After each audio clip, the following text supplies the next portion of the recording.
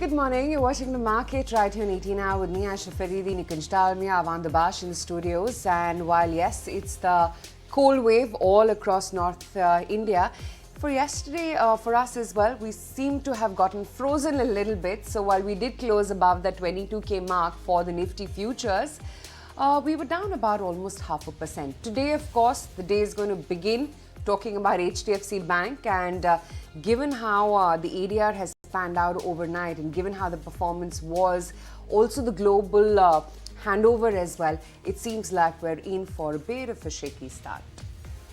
Yeah, so in weather terminology, it's foggy. We've got the chill, yeah. It's slightly foggy, but it was like a mild pullback and it's a mild gap down start. So the word here is actually mild, the kind of mild winter we're experiencing in Mumbai.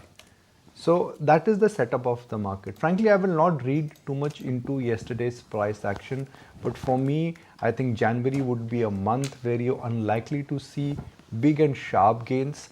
Gains will be followed by a routine bout of profit booking. You do not want to chase the market on good days. You want to wait for market to come down on bad days. Indian markets were helped by two factors last week. Big comeback in Reliance and a bout of short covering in IT. Those two factors I think have panned out beautifully. Now in the near term, the market would have to look for a new trigger, and which I frankly don't see that there are too many triggers on the horizon. So for me, the definition of the market is that the path of least resistance is markets, they want to go higher. B, you want to participate by buying on a bad day closer to support levels rather than chasing the market after 2 or 3 good days of uptick. So mild profit booking, mild selling by institutional investors, and mild weakness in large cap stocks. Everything is just mild this morning. Yeah, we're about 230 odd points gone on the Dow overnight, about 17 odd points of pause coming in for the S&P 500 index, and mildly soft for the Nasdaq as well. But Asia too is, by the way, mirroring the same sentiment. You've just got the China fourth quarter GDP numbers, which have clearly missed the mark, and also they've resumed posting youth unemployment data after a long hiatus. And across the screen, you are seeing sharp cuts evolving. In fact, Shanghai is now down almost 1%, Hong Kong down 2.5%, no less. We are headed in for almost a 400-point decline for the HSI. Kospi as well lower by about 1.6%, and the periphery markets as well are looking gloomy. And sure enough, the GIFT Nifty as well indicating a weak start for us. The implied open itself seems like you're going to knock off about 200 points on open. But today I think it's going to be HDFC Bank, which is going to be the talking point, and I think that's also going to be a big drag. Absolutely, it is certainly going to be. So let's just discuss that in greater detail in terms of the kind of earnings roundup as well that we witnessed. The standalone provisions, they came in elevated on a sequential basis. This is for HDFC Bank with the NII that was up about 4%, and you had the overall profits which grew about 2.5% on a QOQ basis. Downgrades, certain brokerages seem to be downgrading and HDFC Bank. And Nikunj, like you said, the street would be looking at this one with a magnifying glass. The fact that anyway the expectation is it could be a gap down open. What's the view? See, I'll address both the aspects. First, the numbers. If you just look at numbers independently, there's nothing wow about the numbers. There is nothing exciting about the numbers. If at all, cracks are now opening up in terms of what the HDFC Bank positioning and what the delivery has been. I think for the first time after many quarters, you've actually seen the first year-on-year EPS decline in a decade. And there is definitely a pressure which is building up because of what is happening in the entire liability side, which is the cost of deposit, and growth seems to be getting challenged for HDFC Bank. Now, it is a stock which is unlikely to see any re-rating in the near term. It's a stock where positioning is just one-sided, which is everybody is just hoping and hoping and hoping that HDFC Bank will actually catch up because of months of underperformance. Now that's the positioning. So the stock post these numbers is unlikely to move higher like what IT stocks did. The general mood point at the beginning of the week was that buy stocks ahead of the numbers. The kind of move what we've seen in IT, we are likely to see that in bank. But looking at HDFC Bank numbers, I don't think we are in for a bout of short covering. If at all, I think HDFC Bank, which has been a ranked underperformer, that positioning of HDFC Bank is unlikely to change. So if you're holding on to HDFC Bank, I guess you should not sell. If you get a bad day, if the stock falls for 5%, you should add more. But to assume that there is going to be instant gratification and you will make very smart gains by buying HDFC Bank in next 2 or 3 months, I think that really may not be the scenario. Somehow, yesterday everyone started discussing, and I don't know why, that okay, go and buy banks because what you saw in IT, you could see a similar kind of a short covering rally in banks. That's not going to happen. And if at all HDFC Bank now post these numbers, it's unlikely to be that outlier or the outperformer. So I think the wait and watch mode continues for HDFC Bank. Frankly, these numbers do not warrant that kind of an excitement. I mean, they are just not impressive at all. A franchise like HDFC Bank, when the economy is so strong, everybody has come out and cut their EPS growth targets and also the growth targets. Yeah, absolutely. If we were to just, pull out the list of how brokerages have reacted. So Nomura has cut the target price from the earlier 1750 to now 1625. So they maintain a neutral stance. Axis Capital, they've also cut their FY 25-26 estimates by 4 to 5%. They're saying estimates are going to factor in a slower loan growth and lower NIMs as well. CLSA though, they've got a buy. They've cut their estimate though about 3 to 5% on account of the lower deposit and loan growth. Morgan Stanley maintains its overweight. Nuvama has got a neutral with a target price of 1730. So yes, the tilt is definitely towards the downside on HDFC Bank, although some brokerages are having their neutral and overweight and buy stance as well on HDFC Bank. Let's see where the stock heads from here, because overnight, of course, you had the ADR slashed down by about 3%, and at one point in time, it was down about almost 5% as well. But back to markets, given how, it seems that, Nikunj, that IT wave clearly is over. Once again, overnight, you had a big reversal in how the Wipro GDR, for instance, or ADR, I beg your pardon, actually performed overnight. So seems like that IT move is now done with. Now it's going to be the turn of banks, HDFC Bank. Next, you'll have ICICI Bank. And then, of course, on Friday, you've got Reliance. So you've really got to sort of hold back, do nothing, I guess, in this market. See, Ayesha, this is not a market where you will see pronounced momentum. This is not a market where you should actually be buying on good days. I think the strategy in this kind of a market is very simple. We are in an uptrend, but the pace of the rally will slow down significantly. You will not see big moves, but you will see shallow moves, perhaps on shallow moves when it comes to benchmark indices. Now, the path of least resistance is higher. But if you're buying after 4 or 5 days of straight line gain, then perhaps in the near term, the margin of safety is not there. So if you're a pure trader, I mean, if you're a hand-on-heart trader with a near-term outlook, say that, look, for me, the world revolves the next 15 days or next 1 month when it comes to benchmark indices. In that case, you should buy on bad days, close to the support level, let a little bit of panic set in, you want to be a buyer that day. Similarly, when you get 4 or 5 days of good gains like what we saw earlier this week and last week, you actually want to be a seller. The strategy is very simple. Don't chase the market. Let the prices come to you. October, November, December, the strategy was buy high, sell higher, and then buy even higher and sell even higher, because markets give you a linear move. That's not going to happen. Don't go short. Don't chase the market. Go to that ordinary plain vanilla strategy. Buy on a bad day, sell in a good patch. It's very simple, but it is a big departure from what you've done, let's say, in the last quarter. What could be the next trigger? I'm not so sure, because Reliance has fired, HDFC Bank has disappointed, and IT has done their bit in terms of the positioning change. Okay, and close to 36% of the weightage in terms of the Nifty will be delivering numbers this week itself, so it continues to remain very critical. Well, that aside, let's put the spotlight on the global markets. Do remember the 10-year Treasury note yield has climbed more than 11 basis points to about 4.06 after comments coming in from the Federal Reserve Governor that the central bank will ease monetary policy slower than what Wall Street had anticipated. So lots of commentary centered around that and interest rate trajectory. Vinny's here to sum it up for us. Vinny.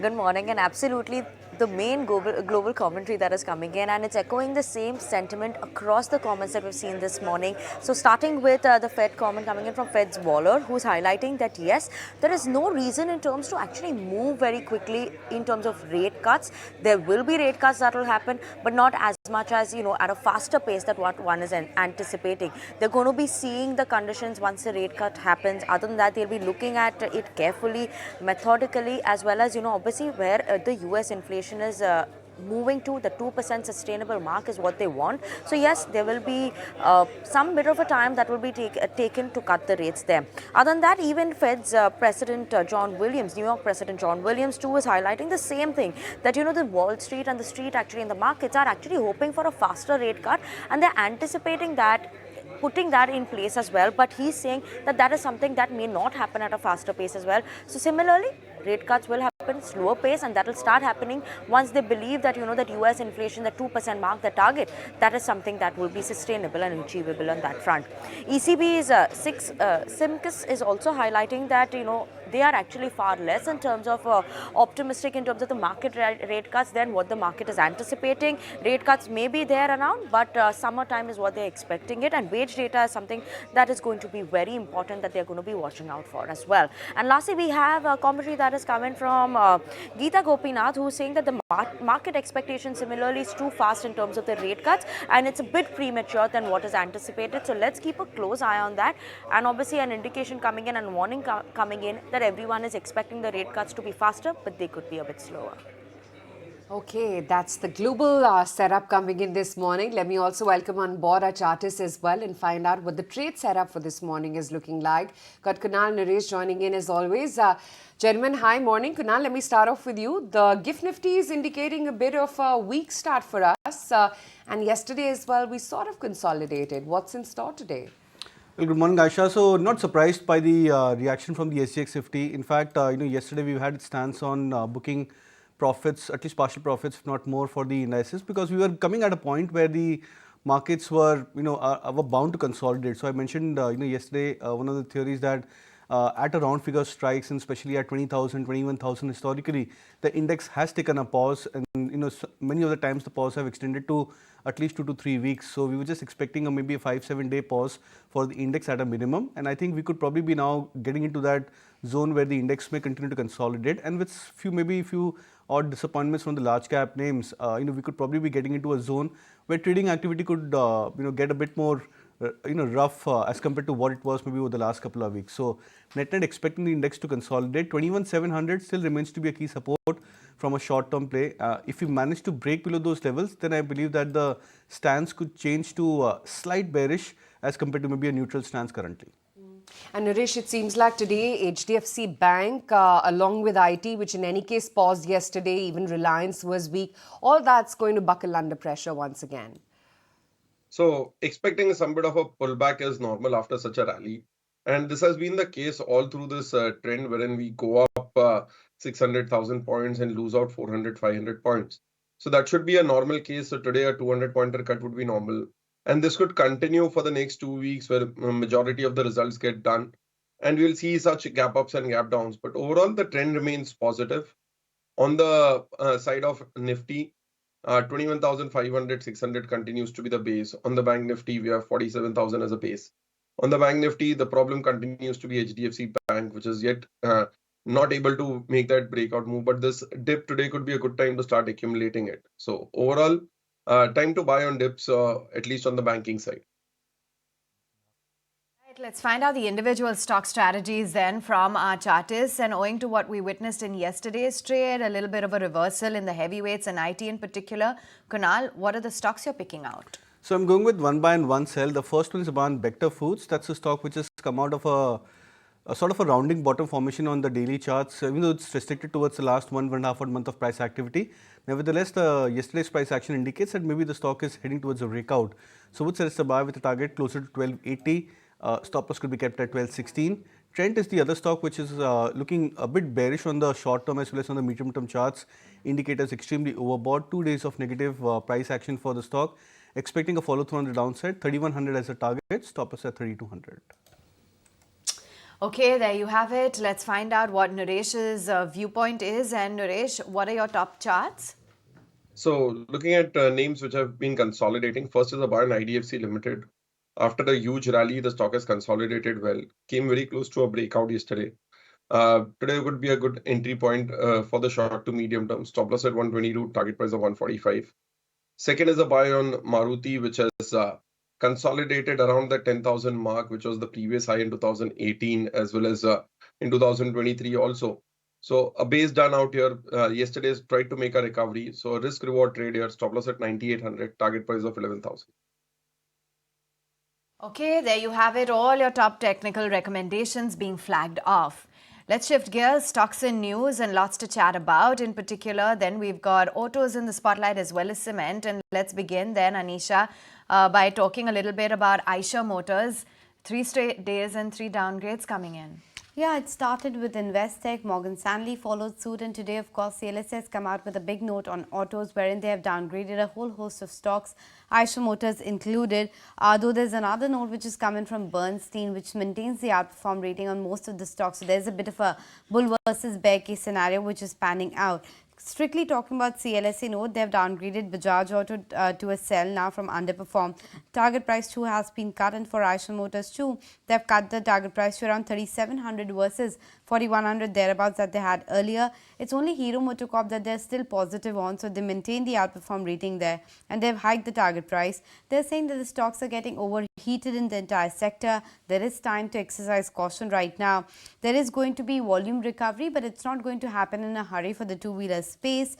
And also to add to the fact, all these companies are making foray into the electric two-wheeler space. That means that in the near term, there would be a drag on the margins going forward. They've downgraded Ayesha specifically because the new premium motorcycles which are there of other companies will gain market share, and Ayesha Motors will no longer have that go-to number one kind of position. So that's the reason we are seeing a few downgrades come in.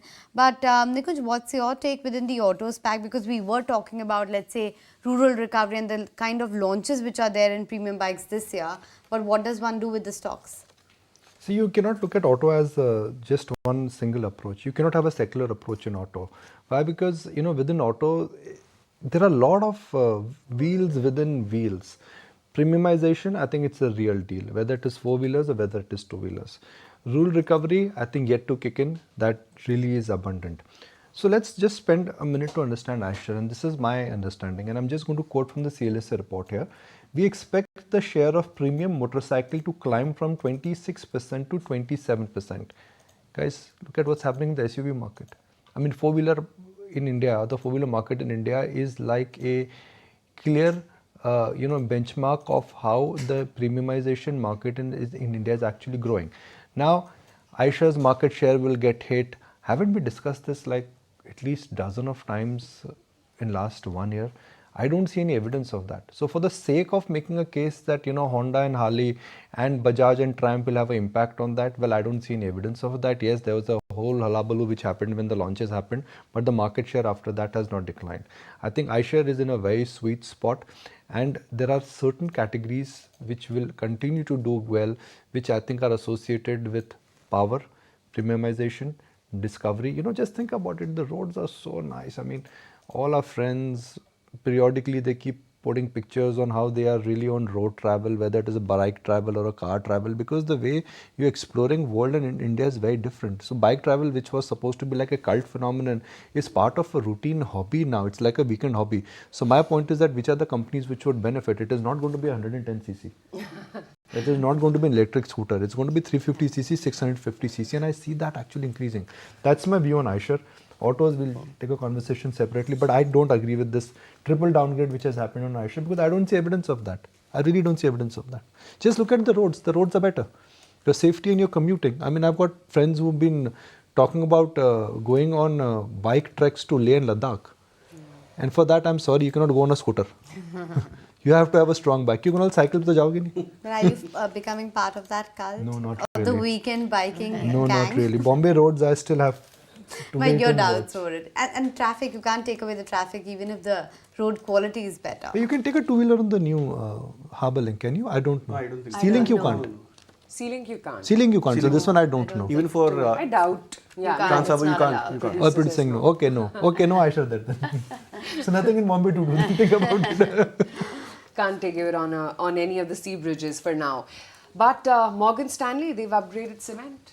Yes, cement upgrades coming in, and yesterday as well there was an interesting note talking about how consolidation is still going to continue in the sector. There's 65 million ton worth of capacity which is likely to see a bit of consolidation, which forms almost 11% of the total industry volumes. But talking about the Morgan Stanley note, Ultratech, they've hiked the target price all the way to 12,000 rupees now from 9,300. So a big upgrade coming in there in terms of the target price. Dalmia, Bharat, Ambuja, Grasim, across the board the target prices have been increased and the stock rating has been upgraded. Now, they say that India's cement industry is in the middle of a multi-year demand upcycle. The capacity addition is strong, but utilization is also something which continues to be strong. So, it's not just there is going to be a bit of an oversupply in the system. There is demand matching that kind of supply addition which is happening. They're also expecting margin expansion over the next couple of years and hence expecting a further re-rating in the industry. Nikunj, it was surprising because last year when the entire real estate basket surged 60-70%, the slew of launches that we have heard, cement pack hadn't matched toe to toe. There was still pressure on pricing, etc. Do you think it might be a late bloomer but a bloomer nonetheless? So, I was just thinking through that, how do you look at cement? And cement is one sector which has consistently disappointed the bulls and it has consistently surprised the bears. Just when you get bearish about cement, the demand comes back. Just then when you get bullish, I think demand actually goes down. It's a cyclical industry. And in this cyclical industry, you have to understand not just demand, you have to also understand raw material, capacity addition and how things are moving. I mean, the big picture is that, okay, more roads, more houses, real estate, more bridges, everything is more. Then why cement demand is just not so robust? I guess that's largely because of A, capacity additions which are strong, B, what's happening to the margin front. So I think cement can be categorized as large cap, mid cap and regional play. The large cap guys is where I think the operating leverage benefits would kick in, whether it is after consolidation of what's happening with Ambuja and Adani or Ultratech capacity addition or what's happening even at the mid tier level. So I think the first port of call for me would be stay with large cap cement. This entire cute trade that okay Ultratech is X and then you go buy a smaller cement company because it is cheap. I think that trade I don't think is going to work out. Cement will come back. But for that, I think raw material prices have to come back first.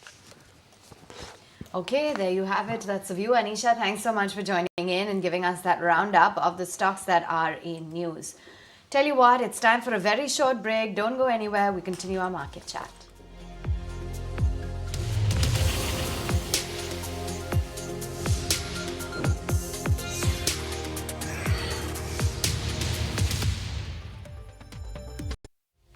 Okay, back with the market right here in 18 hours. Seems like we're headed in for a negative start. You've got the GIFT Nifty pointing towards a 130-point downtick. But let's move on and let's talk stock as well as sector specific. While there is no demand-supply gap for power, the government will continue importing coal if needed. That's the word coming in from the Power Minister R.K. Singh. In fact, in an exclusive chat, Singh also sheds light on market coupling, new thermal projects, PLI schemes, new proposed reforms as well. We have emerged as a leader in energy transition. This has, we've already attracted investments worth about 16.5 lakh crores has been invested. And I have projects under construction of 17.5 lakh crores. So, see, in every sphere, and I'll just give you some figures. For example, the peak demand has gone up from about 136,000 megawatts in 2014 to 243,000 megawatts in 2023, and we met that without any shortfall. Talking about shortfall, the shortfall in energy terms used to be, and in peak demand terms, used to be almost about 4.5-5% in 2014 when our government came to office. Today, that shortfall has disappeared. We've added so much of capacity. We increased the established capacity by almost about 80%. So earlier In 2014, the installed capacity was in the region of about 275 to 80 gigawatts. Today, our established capacity is 426 gigawatts, 426,000 megawatts. And I have a huge capacity under construction. I have about 27,000 megawatts of thermal under construction. I have further bid out another 12,000 megawatts of thermal for construction, and that makes it 39. Then we have another about 21,000 megawatts under survey, etc. That makes it almost about 60, and a further 21 candidate plants which are going to come under construction. That's thermal. Renewable, I have 99,000 megawatts under construction. I have already established 180,000 megawatts. The market coupling is something which is a very comprehensive plan that has been proposed by the Power Ministry. So what's the update on that? I think there's a study group that is that would have concluded its studies. So we'll decide on that. We'll decide on that very quickly. Our exchange is thriving, and our sector is growing hugely. As I said, that in energy terms, it has gone up, from 1,000 billion units in 2014, it has gone up to about 1,600 billion units today. So in every sphere, the production has gone up, the consumption has gone up. Imagine demand going up by 80% and us meeting it. Okay. You have already decided to add around 80,000 megawatt capacity, that is coal-based thermal power plants. You have had meeting with the all stakeholders as well. Can we expect some more announcement with this regard, when the companies are coming to? By and large, that's the capacity which we are adding. If needed, we'll add more, because I'm not going to compromise with the availability of power for my growth. Without electricity, you can't have growth. We are the fastest growing large economy in the world. No other large economy is growing at the speed at which we are. We are growing at 7.5%. All right, let's get a move on. And Chakri Lokpriya joining in on the show to discuss stocks, top ideas and themes. Chakri, good to have you on board. Why don't we begin then by discussing the numbers from HDFC Bank, because there have been earnings cut by nearly 5 to 6% for FY24, 526 on the back of their quarterly performance. What's the outlook on the earnings narrative? Good morning. HDFC Bank's results were largely, I guess, in line with expectations, as in, it's kind of slight mixed numbers, slightly weak, but that's all right, because it kind of reflects the transition that the bank is going through, because you have the need to increase their share of loans with the retail, with the SME, which are all higher margin loans. And, the traditional HDFC book has to be kind of balanced out. So this is a process which will take time, and, the economy is in transition. So which means loan growth for the bank, for the sector, it will kind of pick up in the coming quarters. So against this backdrop, I think the valuations are all right. Earnings are slightly mixed. So I think we should still give it another quarter. That's the take coming in on HDFC Bank. Chakri, hi, morning. A breakout rally on the IT pack after TCS, Infosys, HCL Technology numbers. But do you think that rally is also headed in for a pause now? And I'm just purely going by how the Wipro ADR was overnight.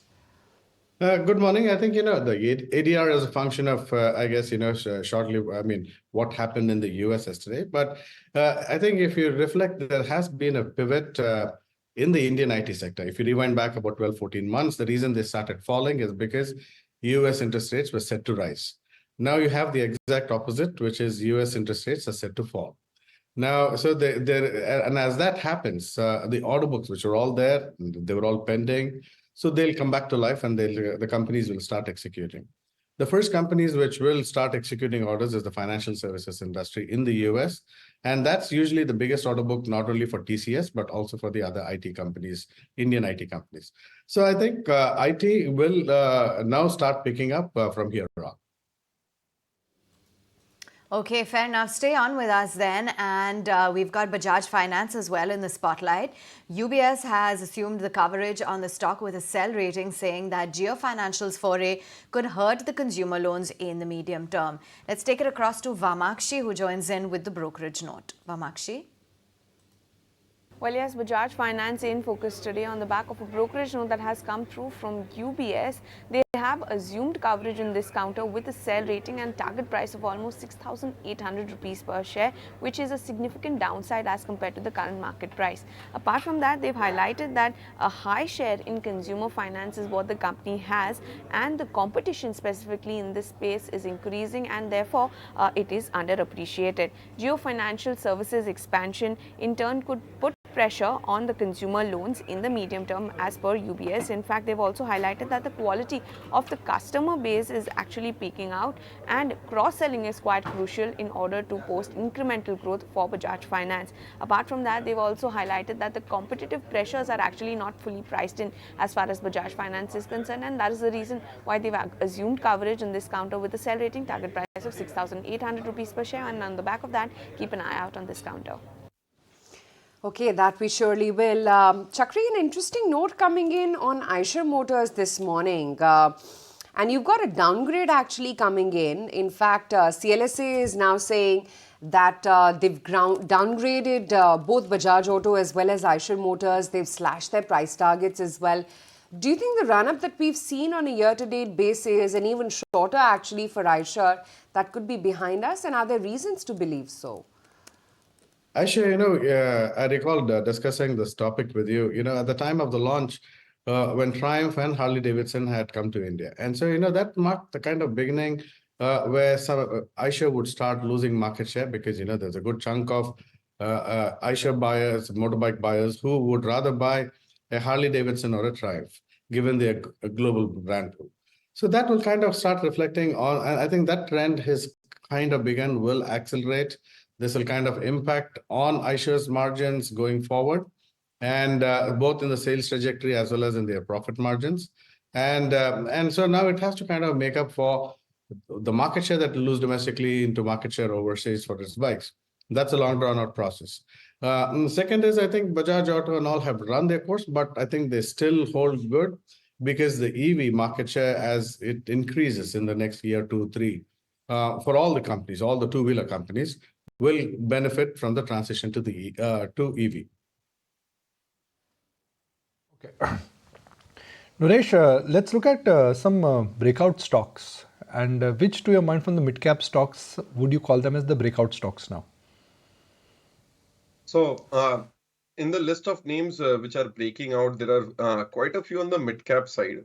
We started seeing a breakout in broking names. So yesterday there was a JM Financial which broke out. So that's one stock which comes onto the radar. Then you have hotel stocks which have continued to break out one by one. So it started off with Indian Hotels. Now we've seen a EIH hit a new all-time high. Lemon Tree has continued to show momentum. Even smaller names like a Kamath Hotels has continued to see momentum. So overall, hotels as a space sees momentum. And paper as a sector tried to give a breakout yesterday. So that's an interesting sector which has done nothing. So a lot of mid-cap, small-cap subsectors are doing very interesting. So paper, hotels, and apart from that, there could be much more stock-specific names. Fair enough. That's a view coming in on that stock-specific action. Meantime, we just heard it out then from on Bajaj Finance and what the brokerage community has to say. Wanted to get in your take, Chakri, given that Geo Financial's expansion could potentially hurt consumer loans. How are you looking at the competitive pressure and what it could mean in the long haul for Bajaj Finance? Is it a worry? Indeed, if you look at both what the RBI has done in terms of trying to make the consumer loans more safer, and as a result of it, the casualty of that will be loan growth for Bajaj Finance and for the industry. And second, with Geo coming in now, clearly it's going to impact margins for the industry and Bajaj Finance. Bajaj Finance being the leader is clearly going to be, lose market share in this whole process, and also lose margins, and also its valuation, given its status and being right up there in terms of multiple. That multiple will start coming down as we go out into the future. Which yesterday fell on strong volumes is Angel One, 14% down. Very strong volumes. Naresh, when you see a sell-off like one we saw in Angel One, how does one look at the stock? Because it's just been a darling of a stock, right? Ever since it's gone public, a 3-digit stock has become a 4-digit stock.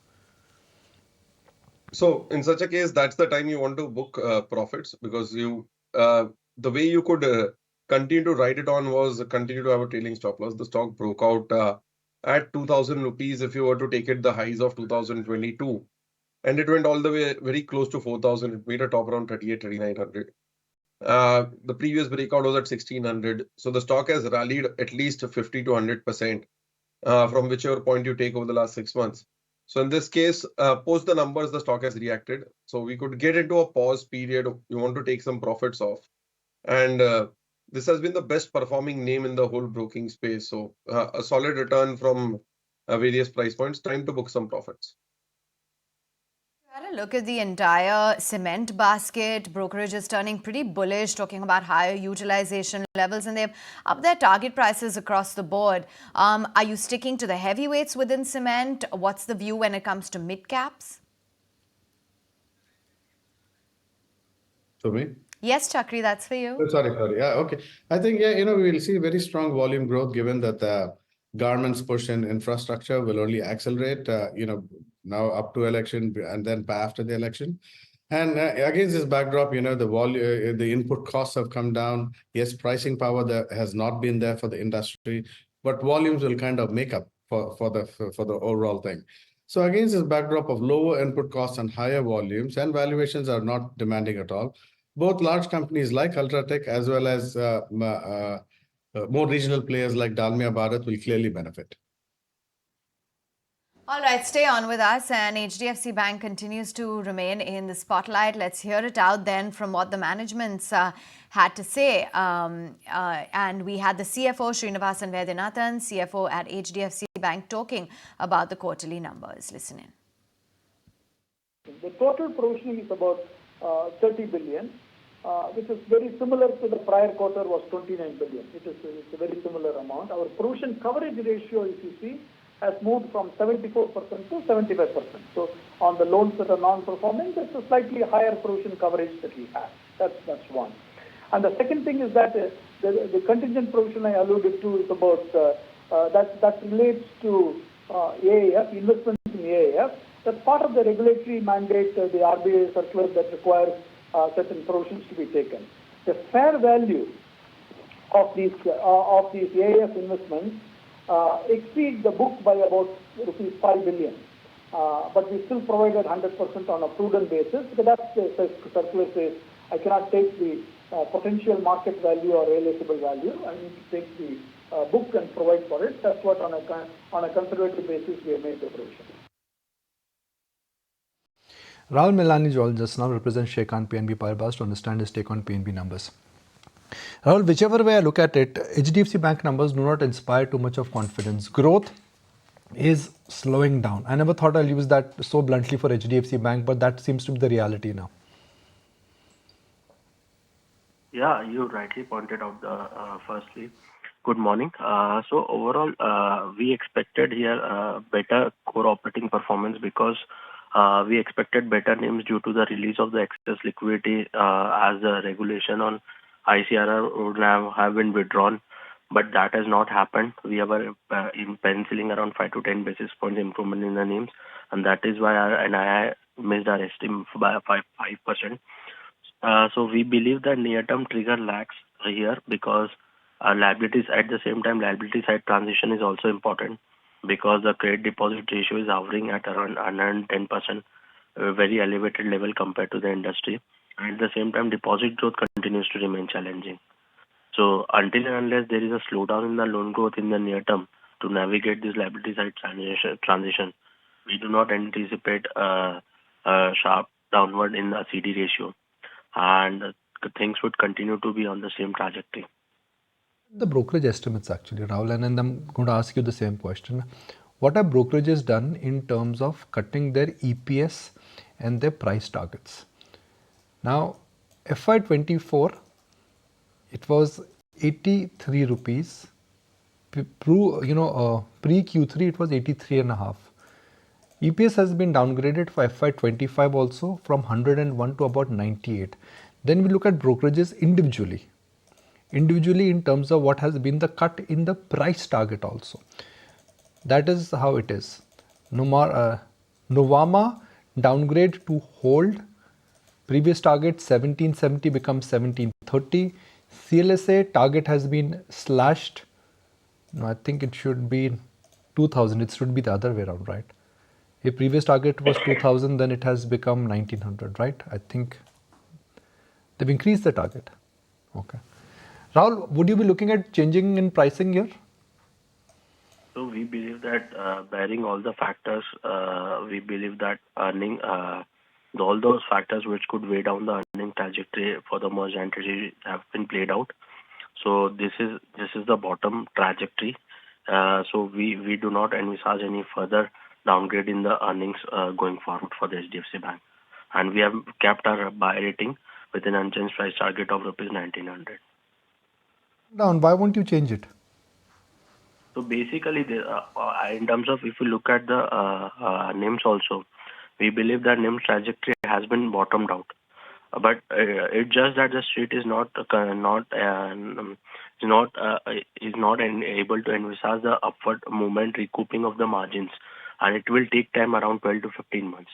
In terms of if we look at the cost to income OPEX ratio also, in next 12 to 18 months, this is also going to be lower from the current trajectory. And in terms of as long as the asset quality cycle continues to remain benign, provisioning credit cost will continue to remain lower. So we do not envisage any further downgrade here until and unless due to the loan growth. And we have already penicillin low mid-teens loan growth in our estimates one quarter prior to the street. So that is why we do not envisage any downgrade in the current numbers. Much. That was a quick take. Now, Naresh, Kunal, let's understand. What we saw in IT was nobody was expecting anything. And we saw a bout of short covering, because sometimes when everyone is on the same side of the boat, little bit of good news is great news. With HDFC Bank, everybody was expecting a lot. And a little bit of bad news actually could do a reverse of what happened with IT, which means that it could be a gap down start and maybe pronounced weakness for HDFC Bank from there. Kunal, Naresh, anyone can take it. Yeah, I think that could be possible, Nikunj. I would probably sense that if the stock actually, first of all, the stock has been a huge underperformer. We discussed this point over the last many months, in the last 2 years specifically. Yes, in the last 2 to 3 months, the stock tried to play a catch up from sub 1500 levels towards the point when the stock came closer to breaking or sustaining about the 1700 mark, but it failed to sustain just prior to the results. Now, interestingly, the IV setup as well as the price volume setup, which we've seen over the last 4-5 days, indicated that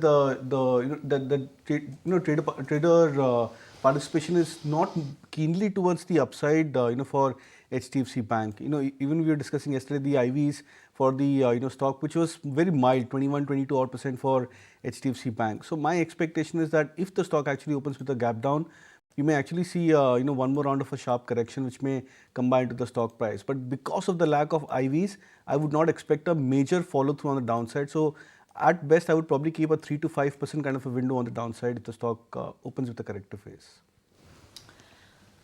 Okay, fair enough. That's the view coming in on the heavyweights. But Chakri, wanted to get in your take as well as to how you're looking at the entire metals basket. Owing to what we had seen a few years ago with that bout of outperformance, do you think that we could this year maybe see a repeat of that play out? Indeed, with China now, again opening up, I think, and the valuations for the Indian metal companies are very much, in line. They're very attractive. The balance sheets are strong, given the cyclicality of the business. So against this backdrop, as you see a little bit of more opening up and demand-supply mismatch between Indian metals exports, I think there is a good upside, a positional trade in Indian metal companies. So it would be Hindalco and Tata Steel. The dollar index is at 101. The China stimulus seems to be kicking in. So it would be a very, very interesting phase. One side you've got strength in dollar, other side China is stimulating its economy. Historically, metal stocks do well when China comes back. Historically, metal stocks outperform because when Chinese they start consuming, they just about consume everything. And that's how the, stack on the rack is. 4.1 for bond yield, 13.8 for volatility index, CBOE VIX, and 103 for crude. Naresh, it's been like on and off for metals. 2 good days, 1 bad day, 2 bad days, 1 good day. What's your prognosis? So, like I've been saying for quite some time in metals, the better way has to be playing it through the mining space. So, if you look at it, NMDC, a clean move. You have GMDC, a clean move. You have Coal India, a clean move. You can go into the smaller names as well, whether it is a Jay Balaji or a Godavari, etc. So, the trade out here is in the metals rally, you could have played it better, and you can still play it better with the mining side of it. In terms of the steel and say aluminium names, the volatility has been there and you want to buy on a dip. And even in that, there are stocks like Jindal Steel, JSW Steel, which have relatively not seen a correction and have been a slow and steady uptrend. So out here, my bet is to keep looking at the mining space rather than the core steel and aluminum space. Okay, fair enough. That's the view coming in. But other stocks that are in under the brokerage radar today include the likes of an L&T Tech. It was results that came out, strong deal pipeline, but the results all in all came in as a bit of a miss. What's your reading, Chakri, into the quarterly performance of L&T Tech? I think, as you rightly pointed out, the key metric to focus on in this case is the order wins. Yes, they missed a little bit on the top lines. They missed a little bit on the margins, but that was kind of expected at this point in the cycle. Now, the order book translating into future revenues over the next few quarters is what we will be watching for. And I think that trajectory places it well. So I think we would be starting to buy LTTS. All right, there you have it. That's the view coming in on LTTS. Meantime, get in a check on the charts as well from you, Kunal, as to what the outlook is on Reliance Industries owing to yesterday's move, the kind of flip-flop that we've seen on the charts. So after yesterday's price action, and in conjunction with what happened 3-4 days prior, a 200-point up move almost for Reliance Industries from that 2600 levels to almost on the verge of breaking 2800 mark. We'll see whether the stock over the next couple of days actually goes into a further correction. Maybe a 1% to 1.5% correction could actually be a very good entry point back again for Reliance Industries. My sense is that the 2700 mark, 2700, 2720 should act as a good support zone. So a 50% retracement ideally after a 200-point rally, which means a 100-point drop, should ideally be taken as a very good entry point because of the way the stock has run up, the texture, the change in texture of the volumes, the open interest, etc., which are quite positive. Just one word on also on L&T Technology Services, that over the last 3 days particularly, we've seen almost a 50% jump in the open interest. And in the last 3 days, the stock has actually gone to a 150 to 100-point correction. So that indicates that there's been a major short built up which had happened for L&T Technology Services. Okay. All right, and let's put the spotlight then on the IT bellwethers. Do remember they kick-started the Q3 earnings in style. But what's in store for these stocks for the year ahead? Are there going to be more challenges? Is there caution or optimism? Let's hear it out from some top market experts. IT, I think overall remains a decent sector to be in, considering the cash flow generation, the dividend payouts, and the long opportunity which these companies will target. My judgment would be that it is good to be with the traditional guys, because what is happening, I'm hearing the commentaries coming out from these companies, and all of these companies have started talking of the generative AI. There is definitely merit in looking at some of the new age companies. We've been quite positive on the IT sector for quite some time, and we have never been perturbed by quarter on quarter. As long as we believe that there's a long-term trend which is in favor, and I've said in our past interactions as well that we are positive on IT, and I think the execution cycle will only pick up. And I've again said that IT is the best trade on interest rates coming down in US. The developmental spend will come, and as the execution accelerates of the order book, growth will come. And that you will see, in quarters to come, only getting better. We are cautious on IT. We will continue to be cautious and take it one at a time. My view is that they will need to adapt to AI.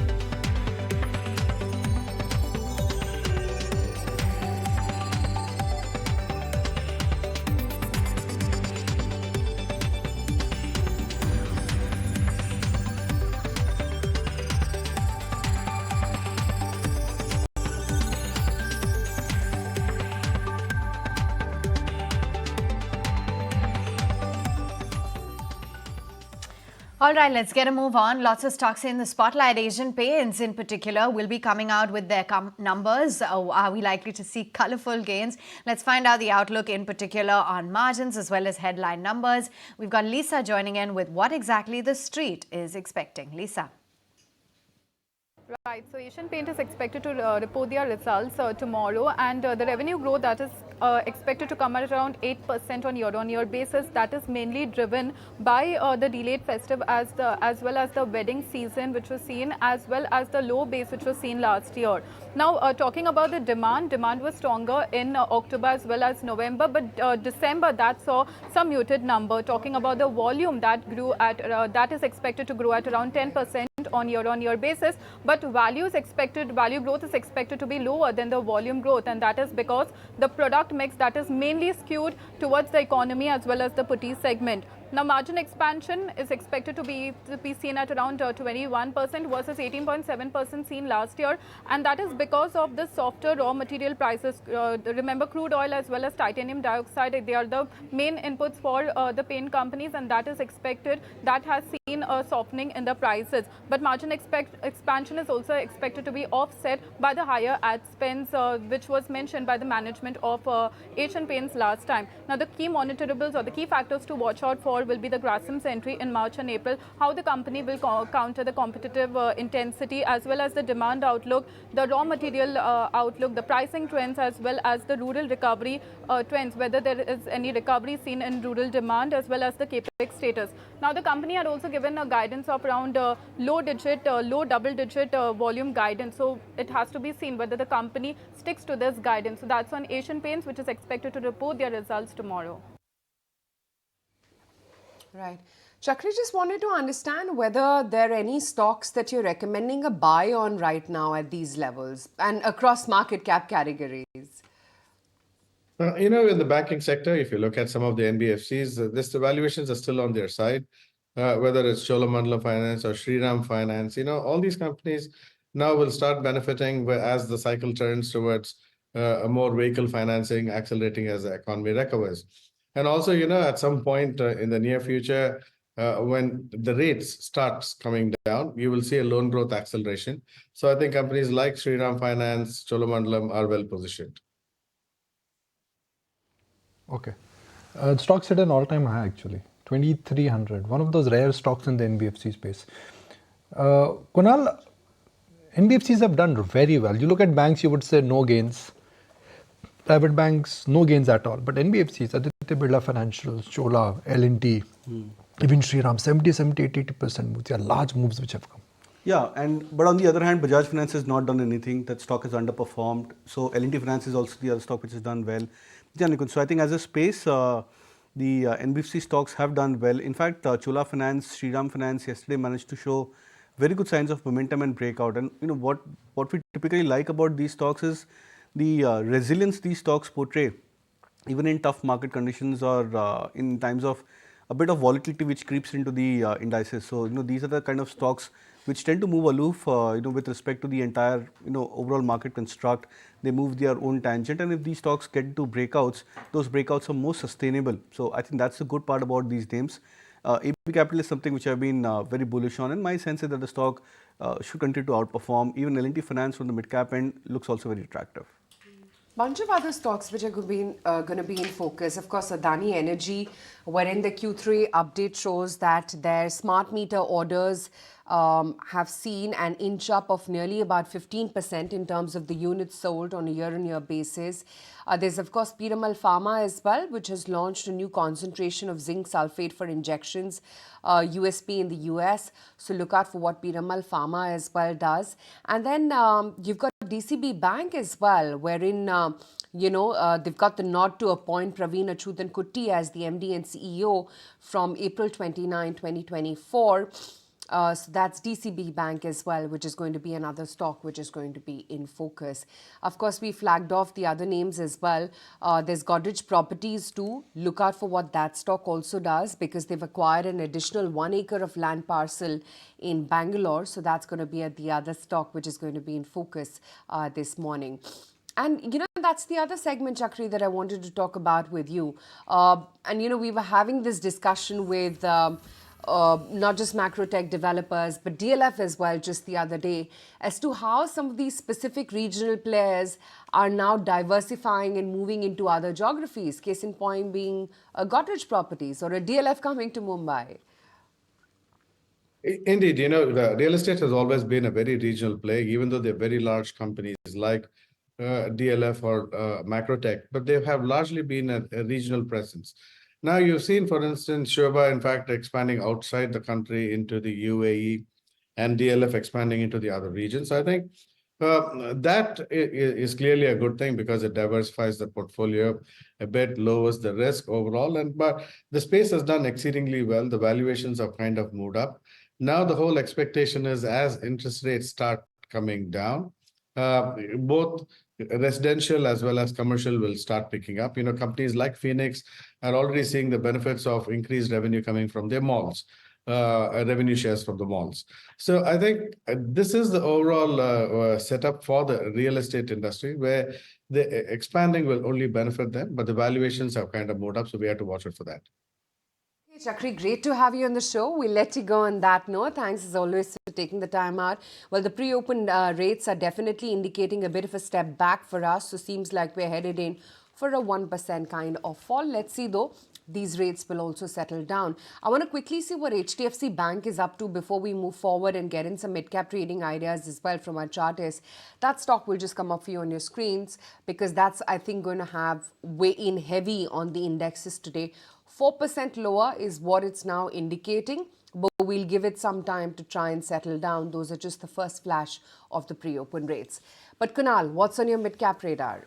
So there'll be a buy on Biocon. That's a stock which was resilient yesterday, closed almost at the high point of the day at around 285, 286 plus mark. So would expect this follow through up move as well as a V-shape breakout to continue for the stock. Targets of 300, stop loss at 281.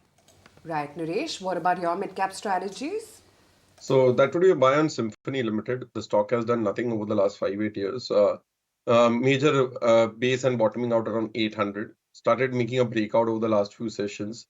And the whole consumer durable space has started picking up slowly and steadily. So this looks like a good risk reward trade. Underperformed for a really long time and showing first indications of relative strength. Expecting a target price of 1100 plus, stop loss at 910. ITC also yesterday, I mean, by the way, there are two stocks. One, Biocon. I just was looking through some data a couple of days ago that Biocon has had this is ITC. Okay, we'll talk about ITC. GQG Partners have upped their stake in ITC to 2.7%. And who is GQG? Ring, ring, ring. Rajiv Jain. He bought into Adani. Then he bought into, then he bought into IDFC. Then he bought into GMR. He's got this solid reputation now after he invested into Adani group of stocks. I think it was in April, and from there the return has been more than 50%. So he really got this reputation now that this man can really think big, he can think out of box, and he's not afraid of taking risk and calculated bets. The fact that he's increased his stake in ITC, that's very interesting because, 2 years ago ITC was more like a contra bet. Now it is more like a popular bet. So I'm not so sure why he's bought into ITC, but the fact that they've increased their stake to almost 3%, that's you own 3% of equity of such a large company, that is a solid commitment which I think is there. And I think that really made the stock look excited. And the stock, I think, post this flash, when we had it on 80 now, it went to 473, 474. Another one which is worth discussing is Biocon. I noticed that Kunal had a buy on it a couple of days ago also. It was an FNO ban.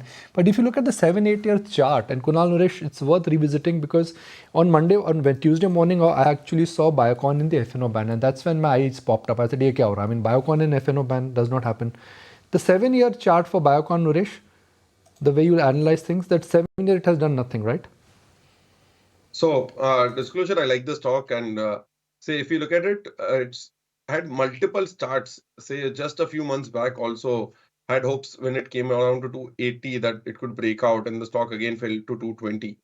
Now this time around, finally we are back above the 280 mark. 280 was the price where it was say back in 2017, and over the long term also, over post COVID also, it's always been the underperformer. We've started seeing a classical bottoming out formation. We saw this happen with the Vocard. The stock has doubled. So the structure is pretty similar. So at 280, the risk reward is that you could have a stop loss at 260, but if it moves out, this could be a 400 rupee stock. Okay, let's also tell you what else is happening outside the world of equity markets. And Apple's iPhone got dethroned by Samsung Electronics devices to become the best-selling smartphone series over the course of 2023.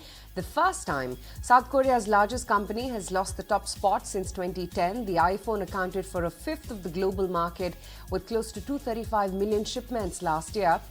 Samsung came in second ahead of Chinese device makers like Xiaomi Corp.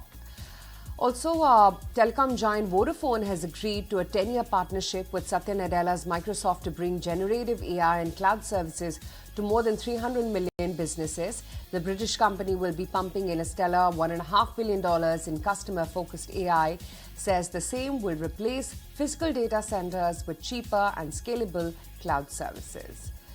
Also, Google is laying off hundreds in advertising sales team. Company has clarified that their customer solutions unit, which serves medium-level advertiser clients, will be the core driver of growth going forward. The move adds to signs that job cuts will continue this year as well as companies look to adopt artificial intelligence software and automation to lighten workloads. And geopolitical tensions in West Asia arise as Iran has now launched attacks on alleged militant bases in Pakistan.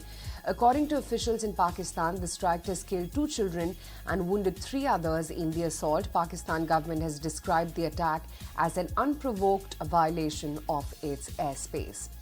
And close to home, Delhi woke up to yet another cold day as parts of the national capital and adjoining states witnessed extreme dense fog. The IMD has predicted that dense to very dense fog and the cold wave conditions are likely to continue in North India parts during the next 5 days. Temperature are likely to dip in Punjab, Haryana, Chandigarh, Delhi, Uttar Pradesh as well as Rajasthan.